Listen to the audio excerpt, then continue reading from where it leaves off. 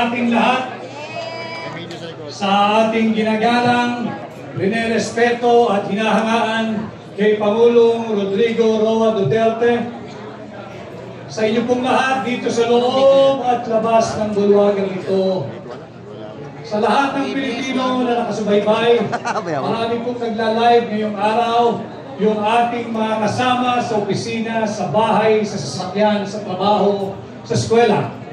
Ganon din o sa mga Pilipino, overseas Filipino workers at migrants, saan magpanig ng mundo po. Tanggapin po ninyo ang aking pagbati at paggalang ngayong hapon.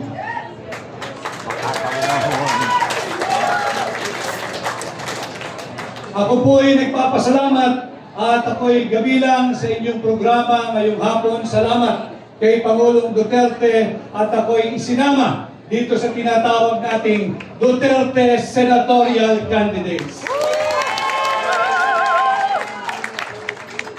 Tumugon po ako sa hamon na pamunuan ang tunay at maisog na oposisyon upang labanan at ilunsad ang gera laban sa korupsyon.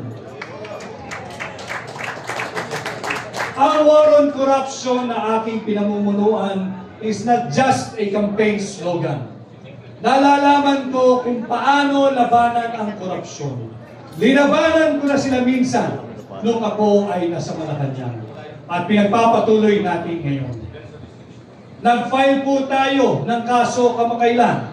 Linabanan natin yung anomalous, illegal, immoral, invalid, and unconstitutional and criminal 2025 budget. Saan ka nakakita nagpapasa ng 6.352 trillion pesos panay blanco ang Bicameral Conference Committee report?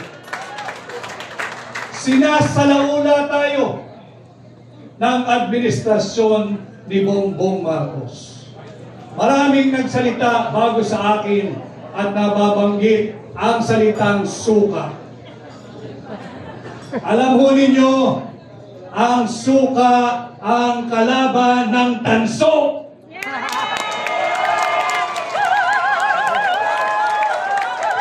Ang suka ang kalaban ng pekeng ginto.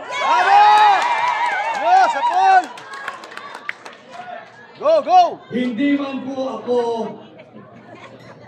gumagawa ng suka, subalit nung ako ho ay bata, maraming beses din naman akong nautosang bumili ng suka ng aking ina. At wala kong nakakahiya doon. Sapagkat bagamat ako ho ay nakabili ng suka ng maraming ulit at nautosang bumili ng suka ng maraming ulit, may diploma ho ako at nakapagtapos ako ng kolehiyo.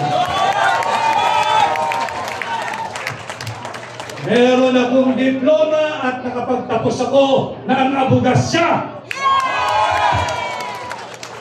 At higit sa lahat, meron akong certificate na nagpapatunay na ako ay isang ganap na abogado.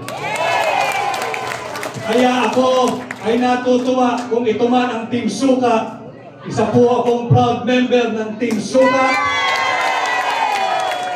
At atin kong lalabanan ang Team Sinusuka!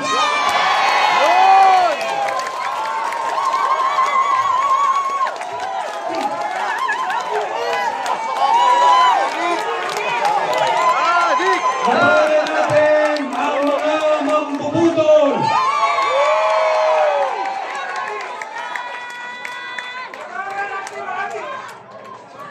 Sabi ni Konsehal Rani Ludovica, labanan ang Team. Tutungo tayo mamaya dyan. Alam mo ninyo, tinanggap ko ang hamon na pamunuan, ang tunay at maisog na oposisyon. Ang tunay at maisog na senador ninyo sa Senado. At bilang senador ninyo, atin pong lalabanan ang korupsyon at sisimulan po natin yan sa pagbabantay taon-taon sa ating national budget.